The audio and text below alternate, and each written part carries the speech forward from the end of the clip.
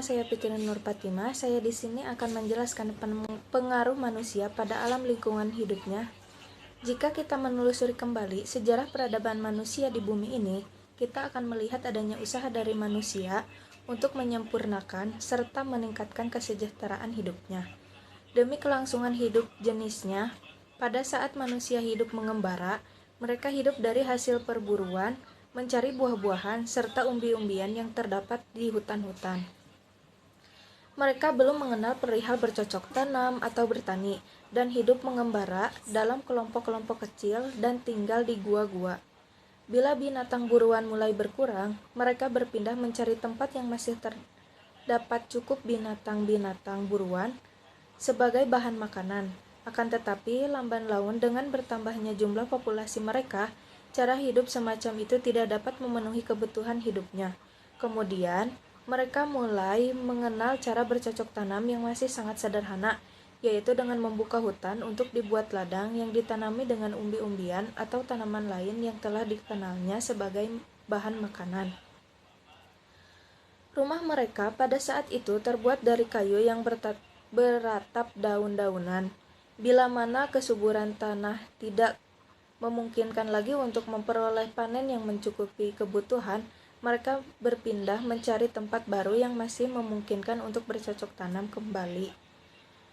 Mereka membuka hutan untuk dijadikan tempat tinggal serta ladangnya. Dan dalam mencari tempat, mereka selalu memperhatikan sumber air, di mana mereka memilih tempat yang dekat dengan mata air, di tepi sungai atau danau.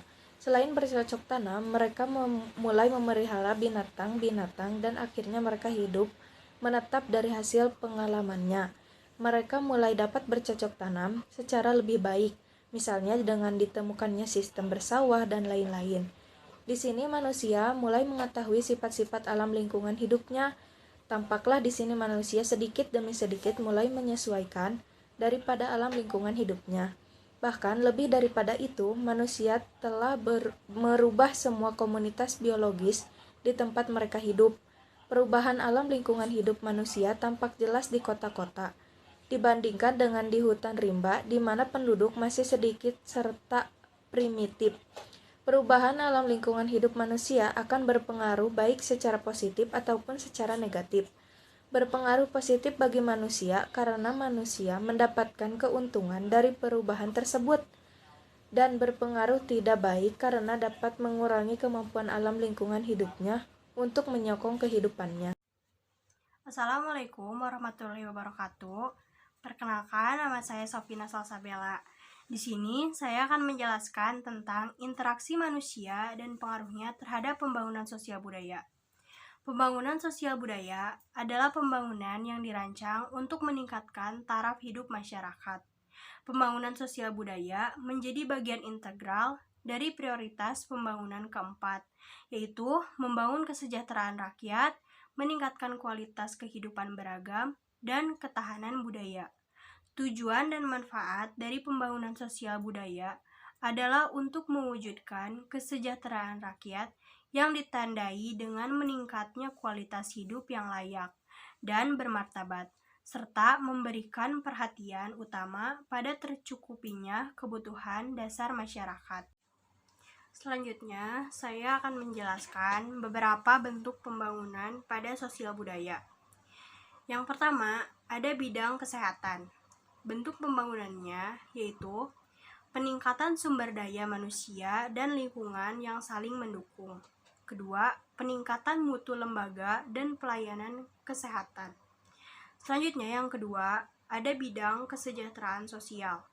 Bentuk pembangunannya yaitu pengembangan ketahanan sosial. Kedua, peningkatan apresiasi terhadap penduduk lanjut usia dan veteran. Ketiga, peningkatan kepedulian terhadap penyandang masalah sosial. Keempat, peningkatan aksesibilitas fisik dan non-fisik bagi penyandang cacat. Yang ketiga, ada bidang kependudukan dan keluarga berencana. Bentuk pembangunannya yaitu peningkatan kualitas penduduk melalui pengendalian kelahiran. Kedua, penurunan angka kematian. Ketiga, peningkatan kualitas program keluarga berencana serta pengembangan dan keserasian kebijakan kependudukan. Yang terakhir, ada bidang kebudayaan dan peristiwa. Bentuk pembangunannya yaitu yang pertama, ada pengembangan dan pembinaan kebudayaan sosial. Kedua, perumusan nilai-nilai budaya Indonesia. Ketiga, pengembangan sikap kritis terhadap nilai budaya. Keempat, pengembangan kebebasan berkreasi dalam berkesenian. Kelima, pengembangan dunia perfilman Indonesia. Keenam, pelestarian apresiasi nilai kesenian dan kebudayaan tradisional. Dan yang terakhir, perwujudan kesenian dan kebudayaan tradisional Indonesia sebagai wahana pengembangan pariwisata. Masyarakat dan budaya tidak bisa lepas dalam suatu lingkungan sosial budaya.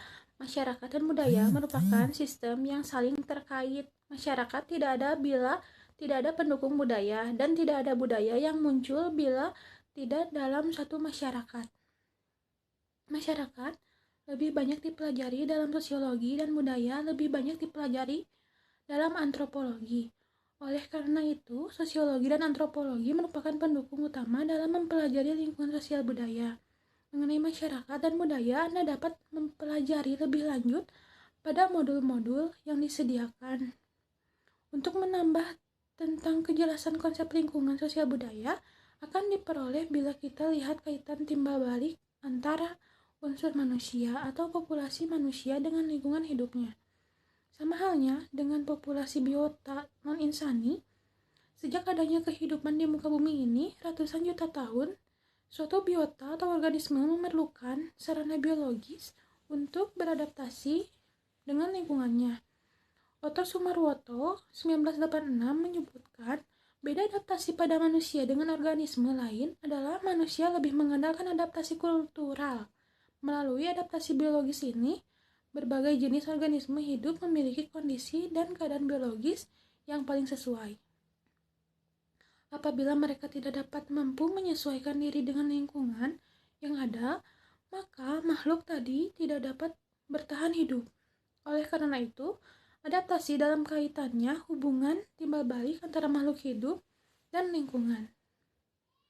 Menuntut pengembangan pola-pola perilaku yang akhirnya dapat membantu sesuatu organisme mampu memanfaatkan suatu lingkungan tertentu demi kepentingannya, baik itu memperoleh bahan pangan maupun menghindari bahaya. Sedangkan adaptasi pada manusia, unit adaptasi makhluk manusia meliputi organisme dan lingkungan yang merupakan suatu ekosistem. Proses adaptasi ini telah menghasilkan keseimbangan yang dinamis karena manusia sebagai bagian dari salah satu organisme hidup dalam suatu lingkungan tertentu. Melalui kebudayaan yang dimilikinya, ia mampu mengembangkan seperangkat sistem gagasan untuk menyesuaikan diri terhadap lingkungannya. Melalui sistem kebudayaan, manusia membentuk tingkah laku seseorang atau kelompok dalam suatu ekosistem. Adaptasi biologis pada binatang dapat dicontohkan melalui adaptasi kekebalan serangga terhadap insektisida, sedangkan contoh adaptasi biologis pada manusia dapat dicontohkan melalui manusia yang hidup di daerah yang tercemar oleh limbah domestik dalam tubuhnya, berkembang kekebalan terhadap infeksi muntah berak. Mereka mandi dan berkumur dengan air yang tercemar, bahkan minum air yang tercemar. Tetapi mereka tidak menjadi sakit walaupun kekebalan itu tidak bersifat mutlak, sehingga ada juga yang sakit. Begitu juga orang Indian yang hidup di pegunungan Andes yang tinggi telah beradaptasi pada kadar oksigen dalam udara yang rendah. Mereka dapat lingkungan sosial budaya bekerja berat di bawah kondisi kadar oksigen yang rendah. Sedangkan orang dari dataran rendah akan terengah-engah kekurangan oksigen dan pingsan. Adaptasi kultural adalah bagaimana manusia memiliki kemampuan beradaptasi dengan budaya setempat. Biasanya melalui proses internalisasi dan sosialisasi, contohnya adaptasi kultural. Misalnya antara saudara sekandung dan antara anak dengan orang tua tidak boleh ada perkawinan. Karena ditinjau dari segi ekologi, perkawinan demikian mampu kementakan atau probability tinggi akan menghasilkan keturunan yang lemah dan cacat. Keturunan yang lemah mengurangi kemampuan untuk menjaga kelangsungan hidup jenis.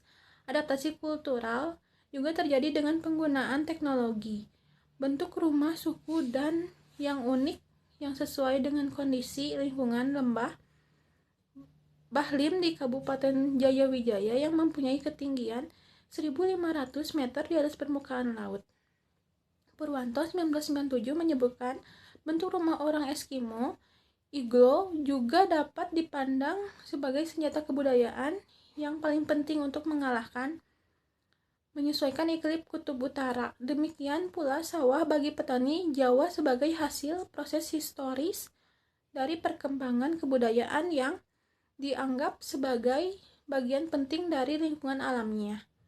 Rumah iglo bukan hanya merupakan kebudayaan material semata, tetapi juga masalah lainnya seperti kerabatan dan pembagian kerja berdasarkan perbedaan jenis kelamin.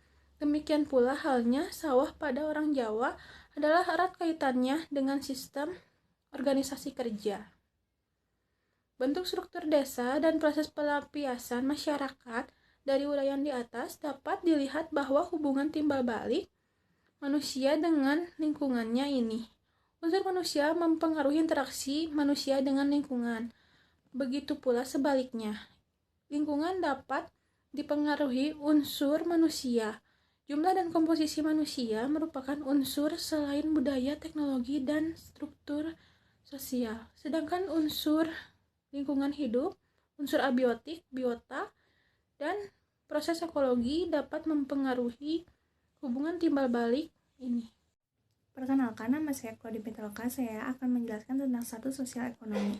Status sosial ekonomi juga mempunyai peranan penting terhadap interaksi sosial. Individu dengan status sosial ekonomi yang tergolong mampu, dia akan dapat berinteraksi sosial dengan baik. Dari sumber ekonomi, terbentuklah kelas sosial ekonomi seperti kaya dan miskin, ekonomi kuat dan ekonomi lemah.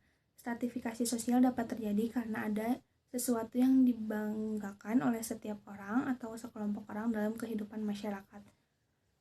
Hal ini sejalan dengan pendapat dari James dalam Helmi 1995 yang menyatakan bahwa kedudukan kelas sosial dapat dilihat dari pekerjaan, pendapatan, dan tempat tinggal. Individu yang memiliki pekerjaan yang lebih bergengsi, pendapatan yang lebih tinggi, dan tinggal dalam lokasi rumah yang lebih besar dan mewah akan dipandang lebih sukses di mata masyarakat dan menerima keuntungan material dan budaya.